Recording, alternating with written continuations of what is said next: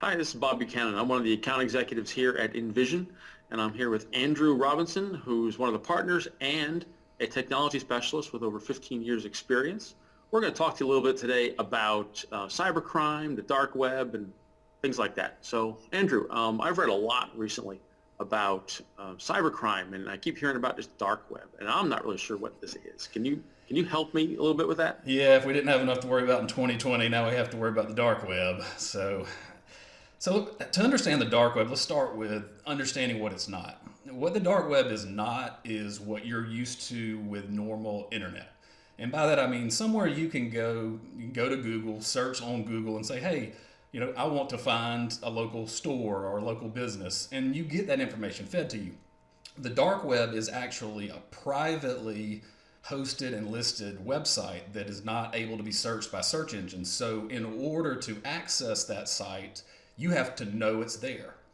And in order to access it, you have to have specific tools because dark websites are all encrypted. So whatever activity is done on those sites is not able to be tracked or traced. And once cyber criminals figured this out, they figured, hey, I can share that information with people in my networks and I can sell anything. I can sell drugs, I can sell guns. There are a lot of malicious things that go on. And then recently they figured out, hey, I can sell passwords. If I steal a password, that's valuable. So it's kind of a weird concept because you think it's this crazy technology kind of thing, but it's not. It's just a website that they encrypt and host, and Google does not know about it. You have to know where to go to get there. Gotcha. Okay, interesting. So the stuff that's there, how are these criminals getting it? Well, I mean, I've got username and passwords. How are they going to get mine? Yeah, so there are a few ways. The most popular way is they attack very popular websites such as LinkedIn. We know LinkedIn has had a major breach. They attack Target, they attack Amazon, Microsoft, or any other large website that's going to have thousands or millions of users. And Right. their entire goal is, I want to get that database of usernames and passwords, and then they use tools to decrypt and crack those passwords. And once they do that, they have hundreds of thousands of millions of passwords and usernames. And what's important about that is that most people use similar passwords or the same passwords across several websites. So that's one way. Right. And that's the one you really need to be worried about because there's nothing you can do about it. You can't protect against it. If a breach happens, then your information's gone. It's out on the dark web. We can talk too in a minute about a little bit more about what a breach is, but the other one to worry about is what's called a keylogger. And a keylogger is where somebody either through a piece of software that you've downloaded, like a virus, or through looking at your internet traffic when you're in a public place, can actually see each keystroke you type. So when you go to log into your bank, if your connection's not encrypted, they see you type in your username and password, and then they have it. And then I got it. They got it, yeah. So, and that's a much more targeted way. I mean, some cyber criminals, they want to go after a specific person. They will follow that person around and they will try to exploit that. But the one you really need to worry about is when a large organization, large website gets hit and you don't even know about it. Right. I got you. Okay. So once it's there, can I go see it? I mean, is it just sitting there waiting for anybody to go get? Yeah, if they've got the right tools or what? Yeah, because what you're kind of used to is, hey, people kind of liken it to their credit. It's like, well, people can't just go check my credit. I have to sign a piece of paper to approve that. It's not like that. The dark web has no governing body. There's no oversight. It's the Wild West. So anyone who knows where to look can get that information. So just think of it like this. This may be a bad analogy, but think of it like a criminal steals a lot of valuables from your home, takes those valuables to a pawn shop or a flea market, and then offers those up for sale. There's nothing you can do about it. There's nothing you can do to stop it. And whomever comes in can buy that. And once they buy it, it's theirs. So a lot of people think, well, I've got to give my permission. No, once it's breached, and it's on the dark web, it can be sold. And what's very difficult about it is they sell these for, pennies for thousands of email addresses and passwords. They don't care. I mean, they even make, it's so bad, they make kits now where they sell how to breach as a service. So they go ahead and put together all the tools for They're marketing it all now. They market it and they sell it. Here's a $50 hacking kit, and they sell it to a 19-year-old. And if all you do is focus on exploiting, you can do some damage because your entire focus is targeted to a specific group of people, or typically what they'll do is go after a specific business or an organization or a church, schools, etc. Okay. Interesting. So what exactly did they get? What's a breach? You hear about this company had a breach and they got held up for X million dollars in ransomware or whatever. So what exactly are they getting in these breaches?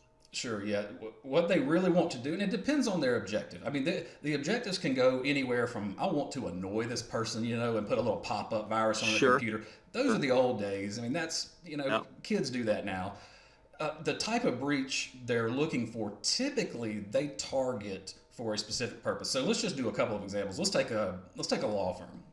So what they want to do is they want to attack a law firm.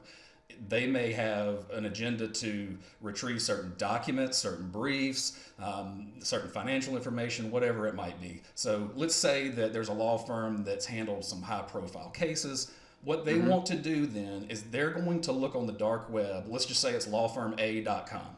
They're going to look for lawfirma.com email addresses that have been breached. And typically what will happen is they'll get one that, say, was on Facebook, or it was on LinkedIn, or it was on Pinterest. Somebody used their work email, set it up. Real casual use. And you got it. And then what they do is they say, okay, I don't care about their Pinterest. I'm not interested in that. What I'm interested in is figuring out who this person is. So they find out, what are they into? They look at their Facebook, and then they pose as somebody they know to either send a phishing email, which is just an email that tries to get you to do something. It tries to gather information. And then they slowly and insidiously come into your network. So maybe they get through to the receptionist, and then all of a sudden they have an in and they can remote in. And they don't just immediately, say, hey, I got you. They start to gather information, download information, and then encrypt your information where you can't access it. And then you get a call on Monday morning that says, hey, you're not going to be able to log into your computers this morning. We have all your briefs and your court documents, your depositions, and here's how much it's going to cost you to get them back. So they're very specific and targeted in the way they do it. And if they decide they want to come after you, and it could be a rogue employee, it could be a number of different things, but if they decide that and you don't have tools in place, it's not that hard. It's not that hard. Wow. Okay. So, that's one example. You could do another example of a school.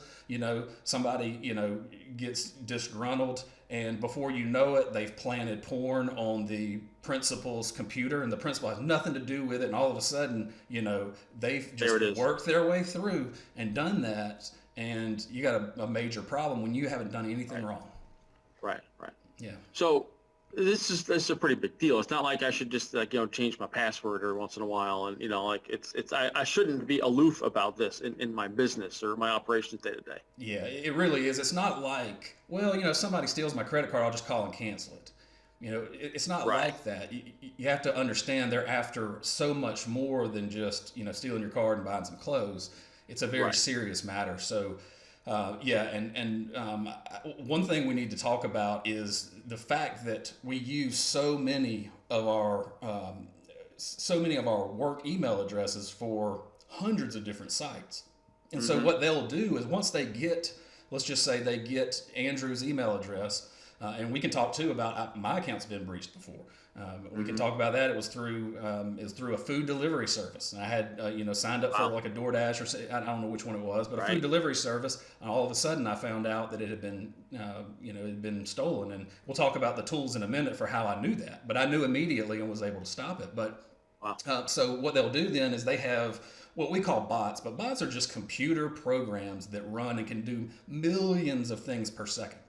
So what they do is they take the top, let's say 5,000 most popular websites, everything from social media to restaurants to, banks, whatever it might be, and they run that username and password that they stole, they run that through every single one of those to try to log in, and it just comes back green or red for them.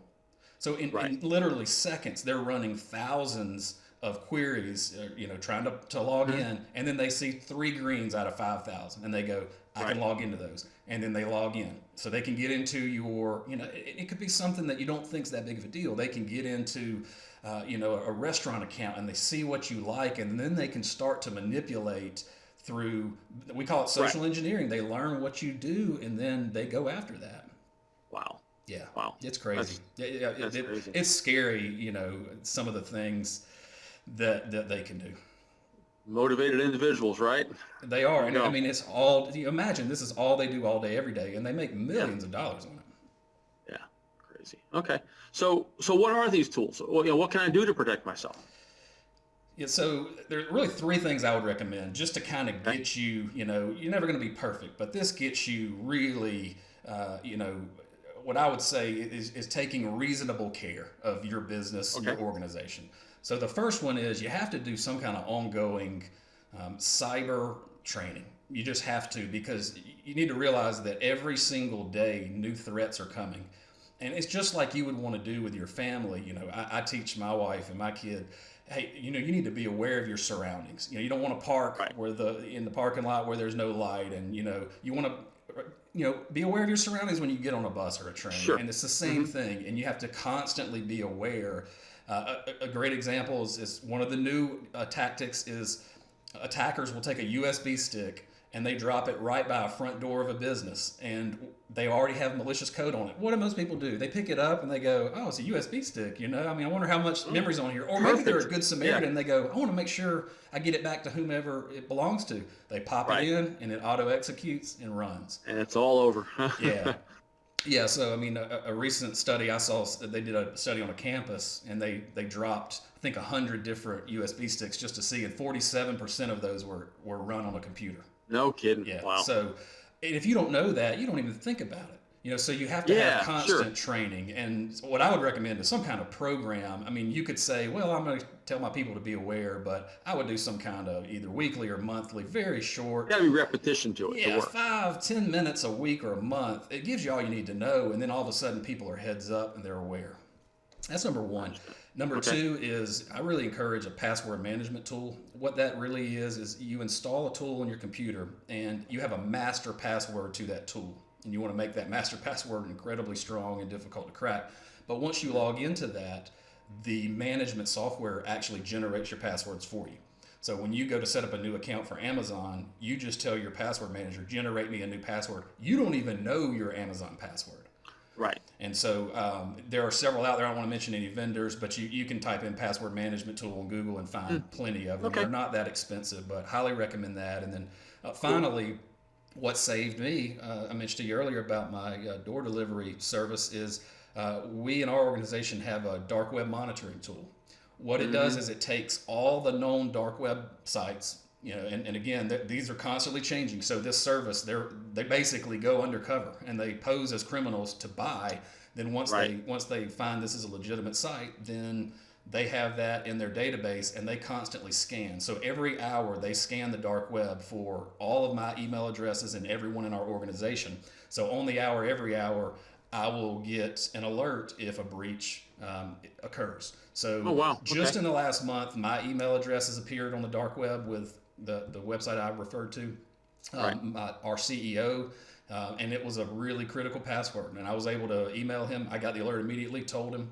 And so that's one of the things we do for our customers is we have a ticketing system, and we will scan, for the customers who sign up for the service so they can see, hey, these are the breaches. So we can go into a lot more, but if you do those 3 things, it's going to go a long way to protecting you.